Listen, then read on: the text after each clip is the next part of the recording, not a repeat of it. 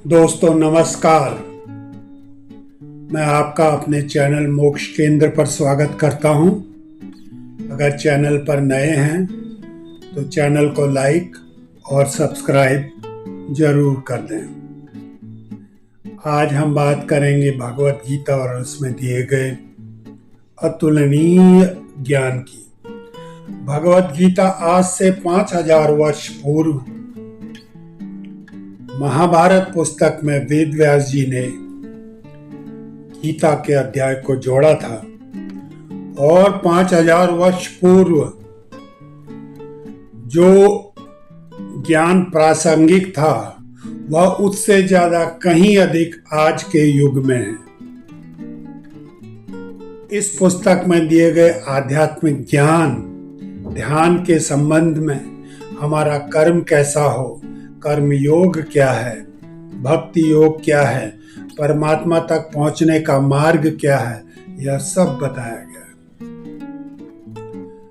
भगवत गीता अध्याय शुरू होता है पहले अध्याय से, जिसमें इसमें कुल 18 अध्याय हैं। जिसमें पहले अध्याय में अर्जुन कृष्ण से कहते हैं कि हे पार्थ, मेरे रथ को कौरव और पांडव सेना दोनों के बीच में लेकर चलो। मैं देखना चाहता हूं कि युद्ध करने कौन कौन आया है। इस पर कृष्ण रथ को दोनों सेनाओं के बीच में ले आते हैं। अपने दादाओं, पितामहों, भाइयों, चाचाओं, मामाओं को देखकर अर्जुन कहता है, हे गोविंद, मैं युद्ध नहीं करूंगा, और रथ पर निराश होकर बैठ जाता है। इस पर कृष्ण अर्जुन से कहते हैं, हे अर्जुन, तुम इतने निराश क्यों हो गए? जो लोग तुम पर अभिमान करते हैं कि तुम एक बहुत बड़े योद्धा हो, वे तुम पर हंसेंगे कि तुमने कायरों की तरह युद्ध से मुंह मोड़ लिया। युद्ध करना तुम्हारा धर्म है, आगे बढ़ो, युद्ध करो। जो इस युद्ध में आए हैं उन्हें अगर तुम नहीं भी मारोगे तो भी ये मरेंगे। तुम नहीं मारोगे तो मैं मारूंगा, मरना तो इन्हें है। और एक बात अच्छे से समझो, इस शरीर में जो आत्मा है वह अजर, अमर, अविनाशी है।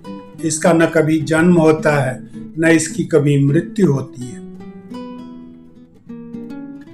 सालों साल से, हजारों साल से हजारों जन्म हमारे हुए।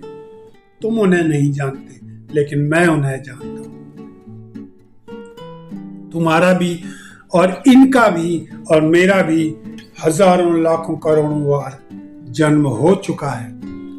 आज भी हमें और आगे भी हम रहेंगे। इसलिए तुम्हें दुख नहीं करना चाहिए कि तुम इन्हें मारोगे। तुम्हें शोक नहीं करना चाहिए। शरीर नश्वर है, इसे तो नष्ट होना ही है। आत्मा, जिस प्रकार हम शरीर के ऊपर पुराने वस्त्रों को त्याग देते हैं, उसी प्रकार आत्मा भी जब शरीर जर्जर और वृद्ध हो जाता है तो उसको त्याग कर नए वस्त्रों को धारण करती है। हे अर्जुन, वह आत्मा जो इस शरीर में व्याप्त है, उसे जानो कि वह न तो शस्त्रों से काटी जा सकती है, न जल उसे भिगा सकता है, न अग्नि उसे जला सकती और न वायु उसे सुखा सकता। तुम अपने कर्म में निश्चित रहो। जो तुम्हारा कर्म है उसे मुझे समर्पित कर दो।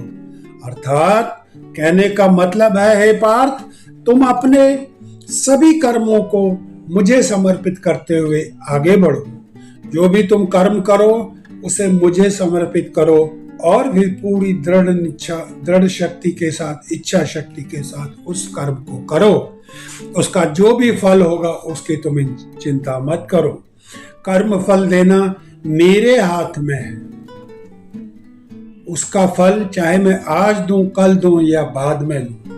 तुम यह ना सोचो कि अगर मुझे आज फल नहीं मिला तो क्या होगा। फल की कामना मत करो। यह इच्छा कि मुझे ऐसा करने से ऐसा मिले, तुम्हें दुख देगा। इसलिए कर्म को मुझे समर्पित करते हुए आगे बढ़ो। सुख और दुख में समान भाव से रहो। न सुख तुम्हें प्रभावित करे और न दुख तुम्हें प्रभावित करे। अगर तुम इस युद्ध में जीतते हो तो तुम इस धरती पर राज करोगे, इस धरती का उपभोग करोगे। और अगर मृत्यु को प्राप्त होते हो तो स्वर्ग को प्राप्त होगे। और यह जानो कि जिसने जन्म लिया है उसे तो मरना ही है। तो फिर इन पर शोक क्यों? अपने गांडीव को उठाओ और युद्ध करो। युद्ध करना तुम्हारा धर्म है।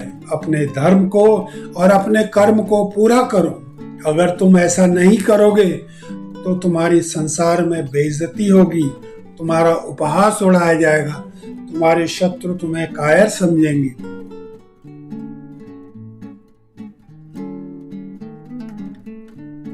जो भी तुम कर्म करो उसे परमात्मा को समर्पित कर दो।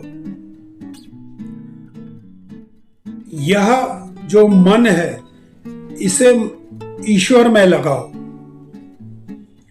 और जो तुम युद्ध कर रहे हो इसका जो भी परिणाम होगा उसे मुझे समर्पित कर दो। अपनी इंद्रियों को वश, गीता कहती है, अपनी इंद्रियों को वश में रखना चाहिए। भगवान कहते हैं अपने मन से अपनी इंद्रियों को वश में रखो। कृष्ण अर्जुन को बताते हैं कि हे अर्जुन, जिस प्रकार एक कछुआ खतरा होने पर अपने सभी अंगों को सिकोड़कर खाल के अंदर कर लेता है, खोल के अंदर कर लेता है, उसी प्रकार तुम्हें भी अपनी इंद्रियों पर काबू करना चाहिए मन से। इंद्रियों से मन श्रेष्ठ है, मन से बुद्धि श्रेष्ठ है और बुद्धि से आत्मा श्रेष्ठ है। इसलिए आत्मा की प्रसन्नता के लिए आत्मा के अनुसार काम करो।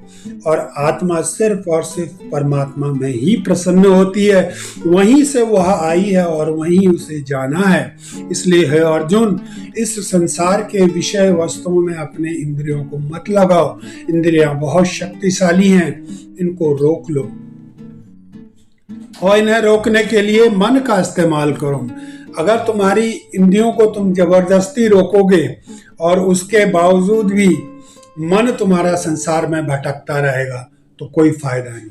इसलिए श्रेष्ठ है कि तुम मन से इंद्रियों को रोको। तो दोस्तों, हम आज के इस वीडियो के अंत की तरफ आ गए हैं। उम्मीद करता हूं कि यह वीडियो आपको पसंद आया होगा। भगवत गीता के ऊपर आगे भी हम चर्चा करते रहेंगे। आपसे अनुरोध है एक बार फिर कि चैनल को लाइक और सब्सक्राइब करें। इसका अपना महत्व है। मेरे चैनल मोक्ष केंद्र पर आने के लिए आपका बहुत बहुत धन्यवाद।